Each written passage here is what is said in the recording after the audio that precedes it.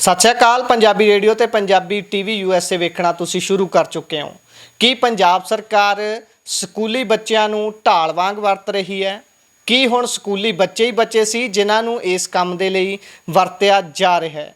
ये गल असी क्यों कर रहे हैं जां ये सवाल क्यों उठ रहा है, इसका तफसील दे नाल तुहाडे अगे वेरवा रखण जा रहे हैं। क्योंकि जेकर गल गुरदासपुर जिले की करिए तो उत्थों के डिप्टी कमिश्नर के वलों DEO भाव डिस्ट्रिक्ट एजुकेशनल ऑफिसर नूं एक पत्र कढ़िया गया है जिस दे विच ये कहा गया है कि एक हल्फनामा सरकारी स्कूलों के बच्चों तो लिया जाए, वो अपने मापियां दे कोलों भरवा के लियाउण, जिस दे विच वो इस गल दा आप हल्फनामा लैण हल्फ लैण कि वो या उन्होंने परिवार के वलों पराली नहीं साड़ी जाएगी।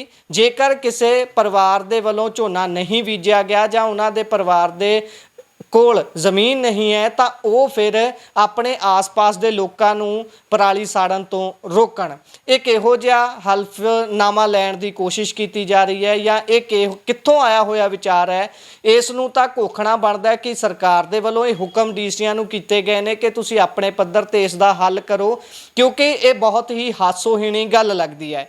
क्योंकि जिथे सरकार दा फर्ज बनदा है कि वो NGT दे रूलां दे मुताबिक सरकार अपने वालों जिन्नी मदद कर सकती है उस दे नाल किसानां नूं इन्ने जोगे बनावे कि वो अपने खेत दे विच फूस बचिया हुंदा है, जो पराली बचदी है उसका हल कर सकन, उसनूं जिवें भी उसका विघटन करना है जां उसनूं चकना है, उसनूं करन दे लई उन्हां नूं जिहड़ी मशीनरी लोड़ींदी है उसदे सबसिडियां दित्तियां जाण।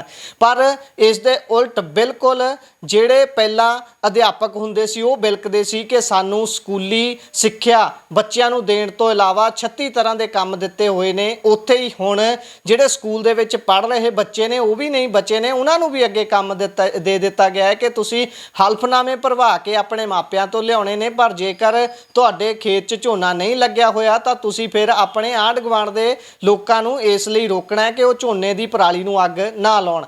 पर इत्थे एक वड्डा सवाल तां इह भी उठदा है कि अजकल तुसीं अपने आस पास के पिंडां दा या अपने पिंड दा ही दौरा एक बार जरूर कर लिओ। उत्थे देखियो कि किन्ने क किसानां दे बच्चे उत्थे पढ़दे ने, किन्ने क वड्डे किसानां दे बच्चे उत्थे पढ़दे ने। क्योंकि वड्डी गिणती दे विच अजकल पंजाब दे स्कूलां च बच्चे पढ़ रहे ने प्रवासी मजदूरां दे, अते उस तो बाद गिणती है दलित परिवारां दी जिन्हां दे कोल ना तां जमीन है अते ना ही वो इन्ने जोगे ने कि ठेके ते लैके पैली वाह सकण।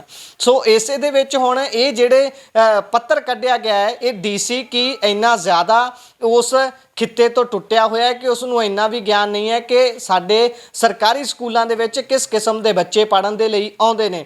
पर NGT दे रूलां दे मुताबिक सबसिडियां दे के मशीनरी मुहैया करवाउण दी जगह दे उपर सरकार ये कुछ कर रही है, DC ये कुछ कर रहे हैं कि हल्फनामे वर्गियां चीज़ां लईआं जा रही ने।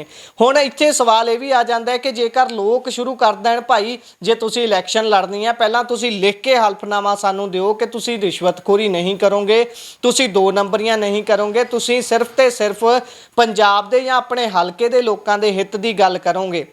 एक पासे बिल्कुल झोने के सीजन के विचाले पंचायती चोणां आ खड़ियां ने, उत्थे 36 तरह के रेड़के बने हुए ने कि जिहड़ी पुलिस है जिहड़ा प्रशासन है वो सारा झोना चक्कण दे विच उसदी सांभ संभाल दे विच मसरूफ होऊगा जां फिर गली गली तुरिया फिरूगा वोटां दे लई, वोटां दी इंस्पैक्शन दे लई, तरह तरह के होर कामां दे लई। लोग चुल्हा टैक्स तारन नूं भज्जे फिरदे ने कि भाई मैं इलैक्शन लड़नी है किवें होवेगा सारा।